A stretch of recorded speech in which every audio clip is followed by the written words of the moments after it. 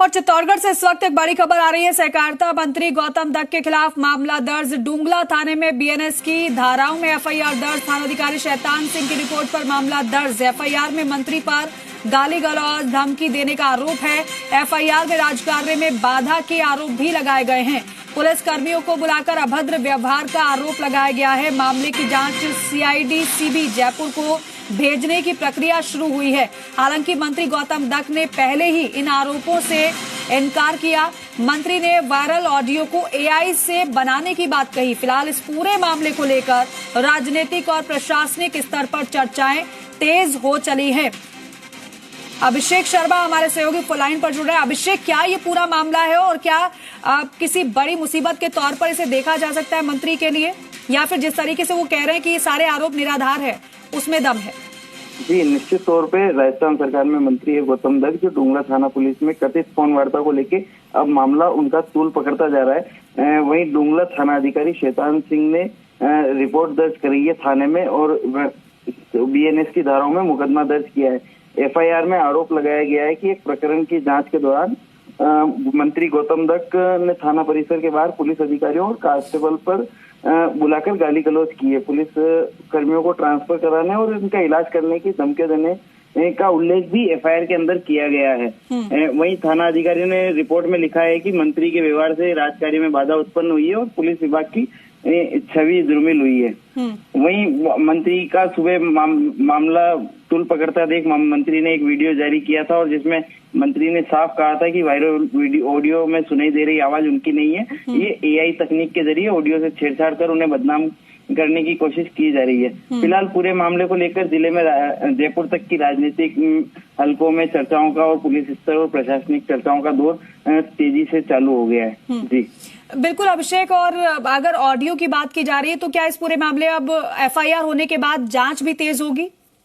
जी बिल्कुल, इस पूरे मामले की जांच अब सीआईडी सीबी को सौंपे जाने की सूचना है।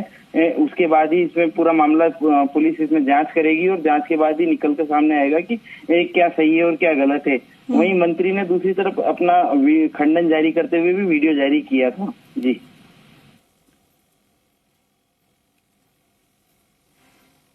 बिल्कुल अभिषेक, जो थानाधिकारी शैतान सिंह की रिपोर्ट पर मामला दर्ज हुआ है, अब क्या उन्होंने कहा वो आपसे सवाल पूछेंगे, लेकिन उससे पहले जो ऑडियो का जिक्र हम कर रहे हैं और जिस ऑडियो को मंत्री गौतम दत्त निराधार बता रहे हैं, वो कह रहे हैं उनकी आवाज नहीं है, जरा उस ऑडियो को सुन लेते हैं एक बार। इनके भरोसे मत रहना। तो या चोटागिरी मेरे को बिल्कुल पसंद नहीं है। और मेरे को मैंने कहा था उस गाड़ी को तेरे मेरे गांव का जान करके तूने लट्ठा लगाए थे। तेरा माजना है ना, पुलिस होने पे शर्म आएगी तेरे को। किसी खुमारी में मत रहना। और वो विष्णु किधर इधर अपना लक्ष्मण के क्या गाड़ी के यहाँ क्यों गया?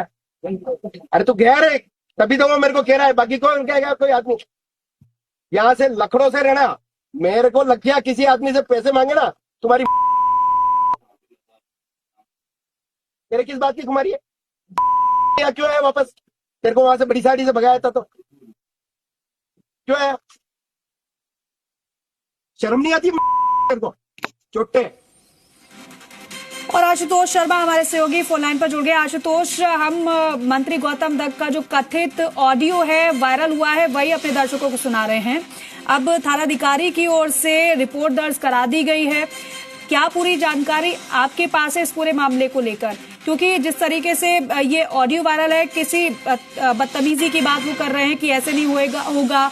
आपको क्या पता चला इस बारे में? देखिए, इस पूरे मामले में जो एफआईआर है उसके मुताबिक 2023 के एक अनुसंधान का, एक जांच का एक जिक्र किया जा रहा है, जिसकी जो जांच है वो थानाधिकारी द्वारा की जा रही थी। उसमें आरोपी जो धनराज है उसको अनुसंधान के लिए तलब किया गया था थाने पे।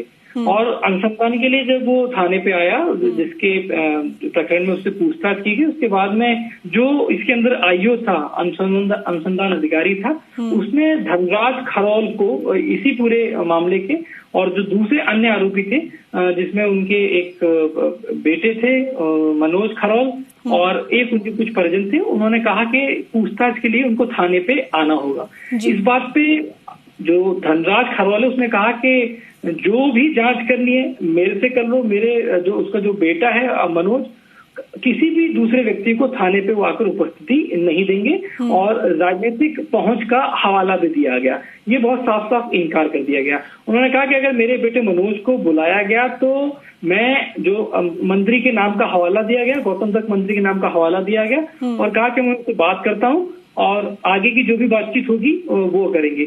ये जिस दिन का वाक्य है उसी दिन धनराज खरोल द्वारा चंद्रशेखर जो कि पूर्व सरपंच हैं उनको फोन किया है और ये बताया गया है कि जो कांस्टेबल हैं लक्ष्मी नारायण को फोन करके ये कहो कि धनराज को थाने पर क्यों बुलाया गया है, आइंदा थाने अगर बुलाया गया तो मंत्री गौतम दत्त जो है उनसे झूठी शिकायत करूंगा। ये एक पूरा के पूरा जो प्रकरण है वो सामने निकल के आया, जिसके बाद में ये बात सामने निकल के आती है कि मंत्री गौतम दत्त जो है उनका फोन पहुंचता है एसएचओ के पास में कि आप थाने के बाहर आइए, मैं आपसे मिलने के लिए आ रहा हूँ। तो थाने पहुंचते हैं और बकायदा ये कहा भी जाता है विष्णुया और लक्ष्मी नारायण यानी कि दोनों जो कांस्टेबल है उनको बुलाने के लिए कहते हैं और उसके बाद पूरा के पूरा जो वाक्य है वो एक कथित ऑडियो के तौर पे सामने निकल के आया है, जिसमें गलत तरीके से बातचीत भी की गई है और इसमें ये भी बताया गया है कि राजकार्य में इसको बाधा माना गया है। जो इस प्रकार की घटना घटित हुई है उससे जो उनका स्टाफ है पुलिस की नौकरी में कभी नहीं हुई उनके साथ में और मानसिक अवसाद जैसी स्थिति उनके सामने निकल के आई है। फिलहाल इस पूरे मामले की आगे की जो जांच है वो सीआईडी सीबी की तरफ से की जाएगी। आज सुबह से ही पूरा के पूरा ये जो घटनाक्रम है बड़े चर्चित तरीके से सामने निकल के आया था। अगर बातचीत के अंश की बात करें, उस कथित ऑडियो की बात करें तो उसमें शब्द कम सुनाई दे रहे थे। कथित ऑडियो वायरल हुआ वो तो हमने सुना दिया, लेकिन कथित ऑडियो के बाद जो मंत्री गौतम दत्त की ओर से कहा गया इस पूरे घटनाक्रम को लेकर जरा एक बार वो भी सुन लेते हैं। सोशल मीडिया पर मेरा एक ऑडियो प्रसारित किया गया है जिसमें तकनीक का दुरुपयोग कर इस ऑडियो को एडिट किया गया है। इस एडिटेड ऑडियो से मेरा कोई संबंध नहीं है। धन्यवाद।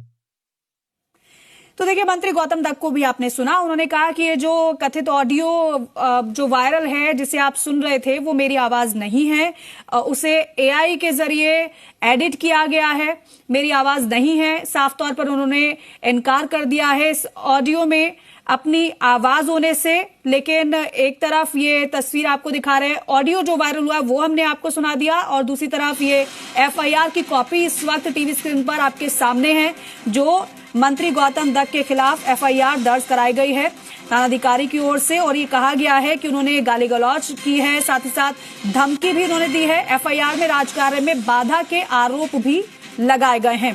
तो ये मामला बड़ा हो गया है क्योंकि ऑडियो वायरल हुआ है, चर्चा का विषय ये ऑडियो है और आशुतोष भी हमारे सहयोगी हमारे साथ लगातार बने हुए हैं। आशुतोष, अब एक तरफ तो ये वायरल ऑडियो है, दूसरी तरफ अब विपक्ष भी इसे मुद्दा बनाएगा कहीं ना कहीं। आप देखिए, जाहिर है कि ये जो एक तरीके से इसको टाइमिंग कहें, एक तरफ शब्दों के चयन की, भाषा के इस्तेमाल की चर्चा हो रही थी, उसी वक्त में एक इस तरीके का जो ऑडियो है वो सामने निकल के आता है। फिलहाल इस पूरे मामले में जो थानाधिकारी शैतान सिंह की रिपोर्ट पे जो केस दर्ज किया गया है उसमें गाली गलौज, थ्रेट, धमकी और राजकार्य में बाधा के जो आरोप हैं वो लगाए गए हैं कि थाना परिसर के बाहर पुलिस कर्मियों को बुलाकर अभद्र व्यवहार किया गया। इस तरीके के मामले हैं क्योंकि जनप्रतिनिधि हैं तो मामले की जो जांच है वो एक तय प्रोटोकॉल के हिसाब से सीआईडी सीबी जयपुर को भेजने का जो प्रोसेस है वो शुरू हो चुका है। पूरे मामले में जो मंत्री गौतम दत्त है उन्होंने इसको ये बताया कि ये सार्वजनिक तौर पर उन्होंने जिसको कहा कि ये वीडियो का एक वायरल वीडियो जो है उसमें तकनीक का इस्तेमाल किया गया है, एआई का इस्तेमाल करके छेड़छाड़ की गई है। वो अपना एक जो स्टेटमेंट है, अपना वर्जन है वो सामने रखते हुए नजर आए हैं। लेकिन एक बात बिल्कुल साफ है कि अब ये जो एफआईआर दर्ज की गई है उसके बाद में ये पूरा के पूरा जो मामला है वो राजनीतिक तूल पकड़ सकता है, क्योंकि देखिए खाकी जो है वो सदैव सुरक्षा के लिए जनता की बात करें, जनप्रतिनिधियों की बात करें, कानून व्यवस्था की बात करें, क्राइम कंट्रोल की बात करें, तो खाकी हमेशा वहां मौजूद रहती है। और अगर खाकी के साथ में इस तरीके का दुर्व्यवहार होगा, अगर इस तरीके की बातचीत के अंश सामने निकल के आएंगी तो पब्लिक डोमेन में जनता के बीच में एक गलत मैसेज भी जाता है, खासतौर पर तब जब जनप्रतिनिधि के तरफ से अगर इस तरीके के कथित ऑडियो जो है वो सामने निकल के आते हैं तो बड़े सवालात जो हैं वो खड़े हो जाते हैं। एक गलत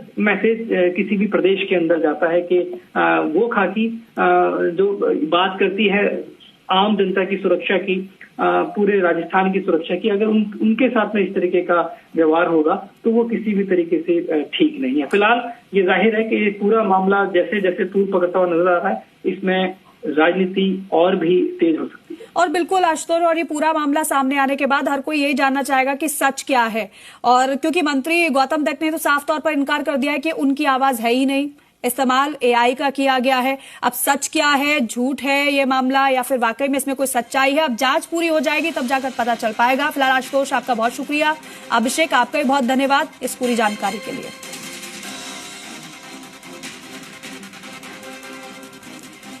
तो देखिए, ये जो कथित ऑडियो है वो हमने आपको सुनाया, और गौतम दत्त जो मंत्री हैं उनका क्या पक्ष है इस पूरे मामले पर वो भी आपने सुना। एक बार फिर से अब जांच की बात सामने आई है तो जांच पूरे मामले की होगी तो सच अपने आप सामने आ जाएगा।